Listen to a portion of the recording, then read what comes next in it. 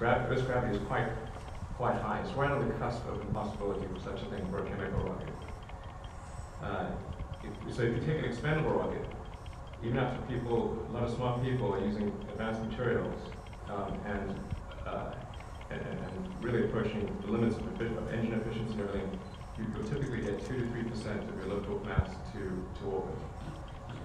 That's for expendable rocket. Now if you say, well, we want to make it reusable, we want to bring it back to the launch site, it's got to survive the rigors of re-entry, all the systems have to be capable of surviving multiple firings and thermal fatigue, and it's really, you add a lot of mass when it happens. And previously, when people tried to make a reusable system, they found that they would get some portion of the way and then conclude that success was not one of the possible outcomes.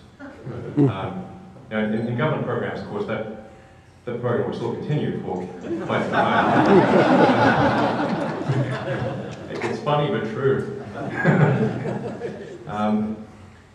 And so the real trick then is to say, can you create a rocket that is efficient enough that in an expendable form you can push that what would normally be 2 to 3% of mass to orbit up to maybe 4% of mass to orbit, and then if you can get really good about the reusable elements, maybe that can only be cost you 2 of those 4 points.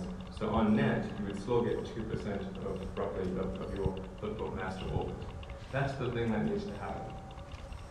In order for that to happen, you have to really get kind of straight A pluses across the board in all elements of the rocket design. Every little tiny thing, the engine efficiency, thrust to weight, the engine, the tank mass, the pressure mass, the secondary structure, the wiring, even the weight of the computers, and everything matters immensely. But if you do all those things right, then it is possible to make this work.